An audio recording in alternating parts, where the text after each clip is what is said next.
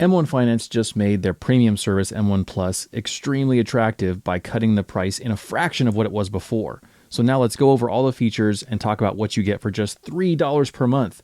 Normally this never happens. If anything, today prices just keep going up, and instead M1 Finance did a reverse card on us and made the price go down.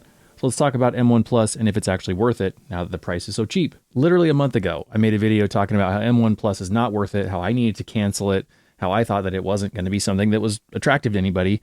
And just after that, they go and lower the price significantly. M1 Finance, are you guys watching my videos?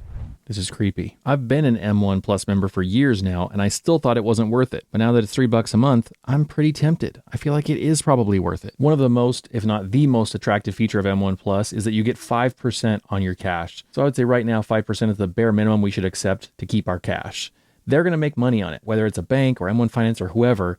Them having our cash is this asset for them that generates income because they can loan that out to somebody else, or they can do whatever they do with financial wizardry to make sure that they make as much money as possible. And so if we're getting 0.1% interest on our cash, like at Wells Fargo, or Chase or whoever, then we need to say, hey, out of here, flip them the bird, and put our money in something like M1 Plus where we get 5% interest. Now, there's a lot of that going around right now. You can open a high yield savings account. You can get a CD.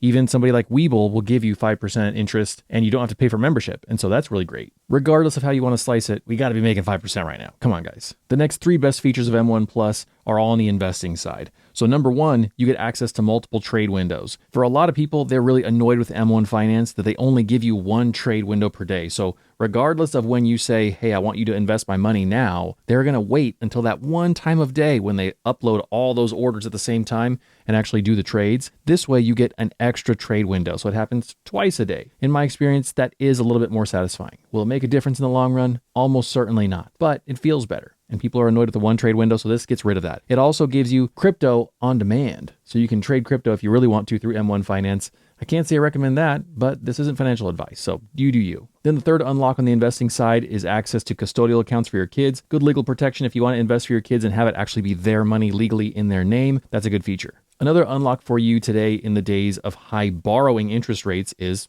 M1 Borrow. Whenever you pay that $3 per month to get into M1 Finance, you essentially buy down the rate at which you can borrow money that's leveraged against your own invest account.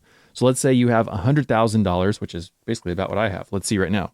Yeah, right there, almost $103,000. So let's say you've got $103,000 invested with M1 Finance. Then since I have M1 Plus still, what it means is I can borrow money for cheaper than if I didn't have it. So right now, as of this day of filming, which this rate changes all the time, the rate at which I could borrow money is 7.25%. And compared to like 5 years ago, that's horrific. That's like murder in the street, awful, terribly high interest rate, and it's hard to even stomach saying that number out loud. But for nowadays, like that's kind of a standard rate to borrow money for a car loan or a lot of other things. And so if you have a need for that kind of flexibility, or you want to keep your options open and you have money invested that maybe that functions as your emergency fund, you could always lean on margin for a very short window of time to borrow money at a slightly cheaper rate. How much cheaper? 1.5% less than non-M1 Plus members. And to be clear, you can borrow up to 40% of your portfolio's value. So for me right now, $103,000 essentially in here in M1 Finance, I could borrow basically $40,000. Maybe I need to buy a sports car. Maybe I need to buy a race car. Then I could self-finance, don't have to go through a bank, don't have to explain why exactly I need this race car. Guys, sometimes you need a race car, and sometimes you got to self-fund it. I could do that right now. And thankfully, no application required, which is what you need whenever you're buying a race car when you don't really need a race car. Oh boy. Yet another feature of M1 Plus is that you get up to 10% cash back with the owner's reward card by M1. And basically what this is a credit card that is put on by M1 Finance. And whenever you spend money with that credit card at select retailers, you get like more cash back than you would normally. So they're like incentivizing you to spend money with certain companies. And I've done a couple videos on this in the past. And so you can just look in the description if you want to see more about that card specifically and all the features, what my returns have been by using it, all that jazz. I've got a few videos linked in the description for you so you can watch it after this video. But the long and the short of it, in my experience, is that there's not enough brands for this to be significant for me. So like, for example, right here, the 10% cashback tier, there's only a handful of companies. I'm not spending a bunch of money with Adobe and AMC and Dollar General and Peloton and Netflix. Like it's a few bucks a month, maybe through Netflix or Spotify, but I'm not spending a ton of money through this. And even Tesla, you might go, oh, hey, let me apply for this card. You get 10% cash back on the Tesla. That's like a $4,000 discount. well, there's a cap on how much you can spend. That was immediately my thought process too. Doesn't work like that. Tesla, it's capped out. Your max benefit's capped out. Then outside of all these companies with specific cashback amounts, you get 1.5% cashback on everything else. So it's a decent credit card. It's not like the best thing ever, but it's decent. Oh yeah, here's the limit right there. The 1.5 to 10% owner's rewards cashback, subject to a maximum of $200 cashback per calendar month. So you can't like buy a Tesla and think you're going to get a bunch of money back. Maybe you can make monthly payments on it and get $200 a month maxed out, something like that. I wouldn't plan on it. So if you're curious what my real world benefits have been of actually doing this and having an M1 Plus membership since February of 2021. So we're coming up on 3 years of having M1 Plus. I did use the M1 card a decent amount. I've traded with M1 for 3 or 4 years now, primarily.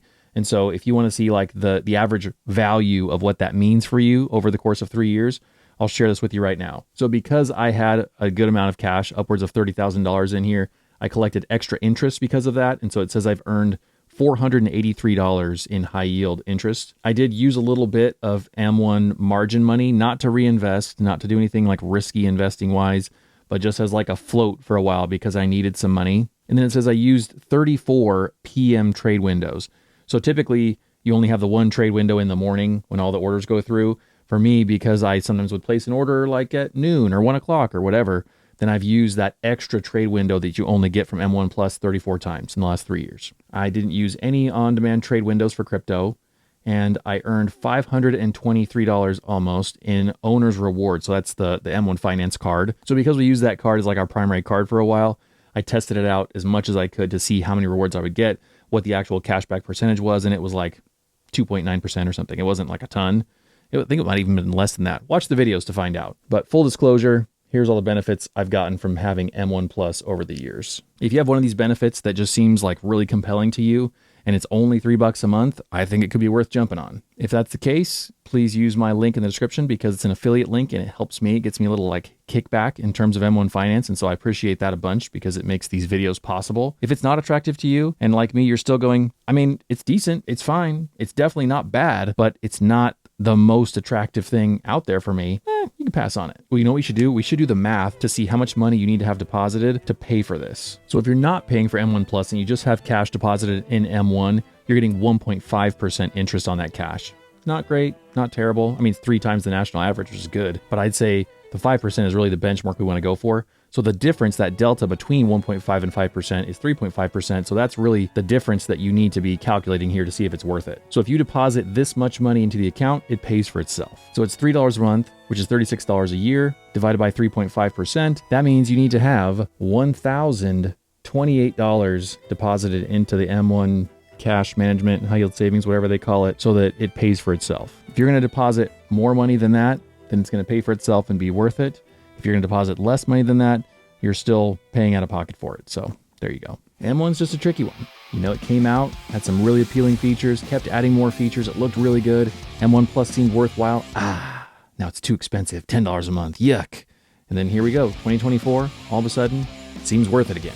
$3 a month. Super cheap. All you got to have is $1,028 there sitting and it'll pay for itself.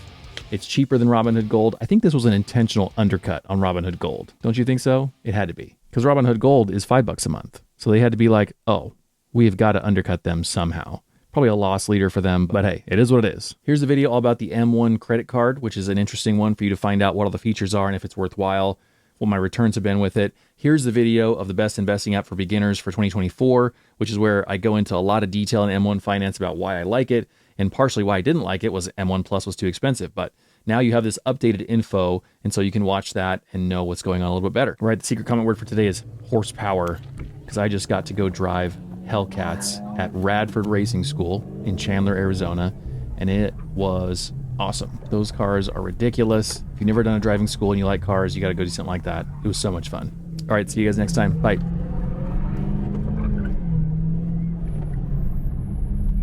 Wow, we reeled it in. I'm shocked. That was great.